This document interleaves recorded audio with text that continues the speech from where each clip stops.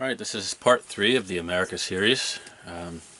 It's time to understand the meat and potatoes, which is the corporate state. Now that we understand the Constitution, we know what the original jurisdiction government cannot be, and the only thing that it can be, we can start to look at the corporate state. So, the origin of the corporate state is post-Civil War, Reconstruction period. America was borderline bankrupt or whatever. They incorporated under the name United States government, and then they copyrighted federal government, United States of America, all that stuff. They did that in 1871, and the initial intention was to take care of the financial needs of the country during the Reconstruction period. So it was not nefarious at the time, seemingly.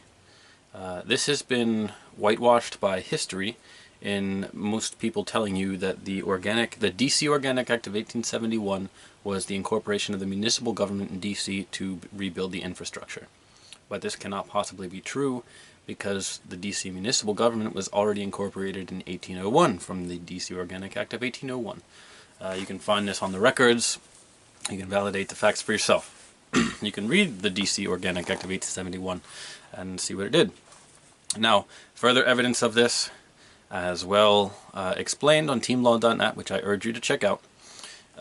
They changed the Constitution in order to distinguish the corporate Constitution from the original jurisdiction Constitution, and I guess this was to make perfectly clear the difference between the two, and that the corporate Constitution could then be added upon beyond the limits of the Constitution, because a corporation has the authority to do that, because they are the owners.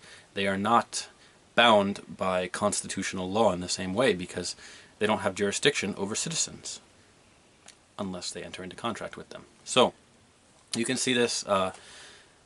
One place to find the original Constitution is in Colorado's Enabling Act, and what you'll notice is that the 13th Amendment is about titles of nobility, which says that if an American citizen accepts a title of nobility from a foreigner or from a foreign government, they cease to be an American citizen.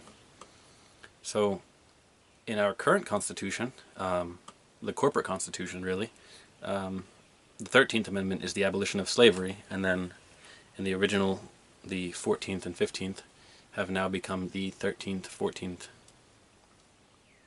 So that's how you can see the difference between the corporate Constitution and the original jurisdiction Constitution. Now, if you understand this, a corporation can make whatever rules it wants, and they don't have to be constitutional.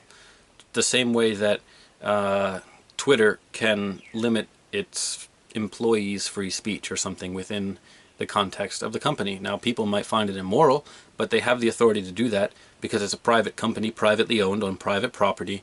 They can make whatever rules they want. That's the basis of sovereignty, is the landowner makes the rules, and if you violate the rules, you're trespassing. So a corporation can do that. And in this way, if you see something that the American government is doing that's unconstitutional, or seemingly unconstitutional, you can understand there that the context tells you who is doing it.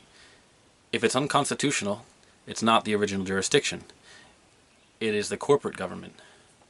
And the only way that they can enforce such unconstitutional things is through contracts. Now, the way that they usually contract people is through the Social Security Administration. And in the next video, I'll discuss the Social Security Administration created trusts that they contract with. But for now, you just have to understand that the corporate government can make laws that are unconstitutional, that you're only bound through contract. So, moving forward, there's some history involved. 1913, I believe it was, they changed the election process for senators, so it went from being senators are appointed by state legislatures to being senators are elected by popular vote, which makes them elected in the same way that congressmen are elected. And this was not prescribed for in the Constitution, and the Constitution didn't give the original jurisdiction government authority to change this process. So what happened was these senators were now in corporate capacity only, because prior to that the original jurisdiction government members were serving in the corporate seats as well simultaneously, and you can only understand which hat they were wearing through context. At this point, the senators became corporate only, not original jurisdiction. So then, I think it was Woodrow Wilson's second term, he was seated by not a full cabinet of original jurisdiction members, which meant that the senators, which were corporate capacity only, did not have the authority to seat the president. So from then on, we have not had a president for the original jurisdiction government. Now, the guy at Team Law, he describes all of this, and he says that he's contacted some higher-ups in the national security intelligence advisory or something like that, and they had said that if he is successful, if Team Law is successful, because it's a trust, if Team Law is successful in seating the original jurisdiction president, which would be the commander-in-chief of the military, that the command of the military would then be recognized as the original jurisdiction president and not the corporate president, which in this case is Donald Trump. Now, I don't see much progress happening on that front, and I really don't have any hope for it, because I don't think that you can use quo warranto action to oust a corporate official when that corporate official is not explicitly claiming to be an original jurisdiction government member, and that because rule of law still upholds the original jurisdiction government laws and the Constitution, there's not actually a discrepancy here. So, the quo warranto action to get rid of the Congress, I think, is not going to work. But seating an original jurisdiction president through the electoral process, I think it could perhaps work, but I don't know that much about the process yet. So, I'm not sure I have hope of the military coming under original jurisdiction control again. But for now, the corporate United States, the corporation United States owns the military. They control the military. They enter into alliances. They make all the diplomatic relationships. Another piece of history is that during the Bretton Woods Agreement, you can read the Bretton Woods Agreement, and it says that the U.S. Treasury would be turned over to the IMF as a direct drawing account.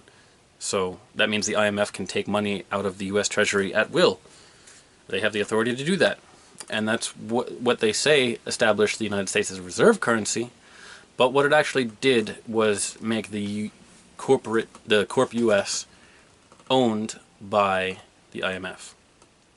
So now it's a foreign-held corporation, which makes matters even worse. And on top of that, in the Trading with the Enemies Act, they declared the American citizens enemies of the state, which clearly is treasonous.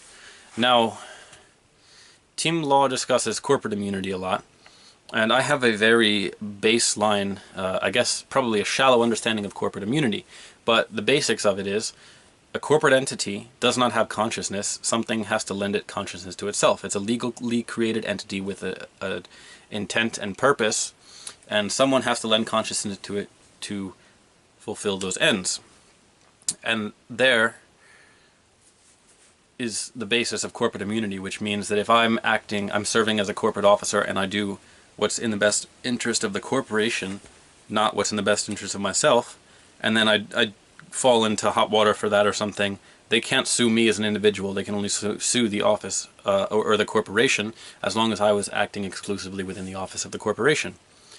Now, it is this that I think Team Law says that there's nothing treasonous about the corporation United States and they can't be held for treason. But I don't think that that's really how it would hold up.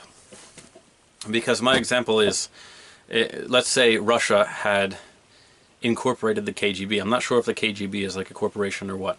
But let's say an enemy of our state has a corporation which is a spying agency, and I sign up to fill the office of one of their spies. And I'm still a citizen, but I'm just sometimes serving the office of a spy for a foreign enemy. And then I divulge national secrets or something, I give them the upper hand, and then it comes out that I get tried for treason.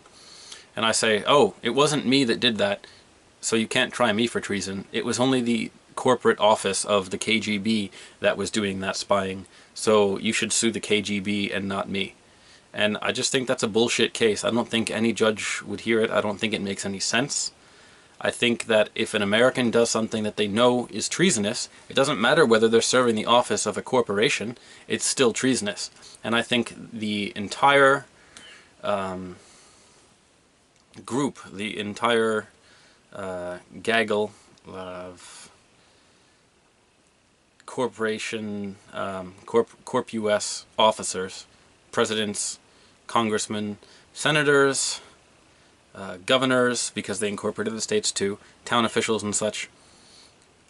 I think any of them that can be directly linked to treasonous activity through Corp US, there's a legitimate trial for treason against them. So that's what the Corporation United States is. The thing is that no one really recognizes it as separate from the original jurisdiction government because the original jurisdiction government no longer acts, and they also act under the same name, much in the same way that you act under the same name as your Social Security created trust, which I will get to in the next video. So, Constitution preserves our rights, and the Corporation United States is a foreign-owned, globalist, communist, treasonous corporation in control of our military. Chew on that.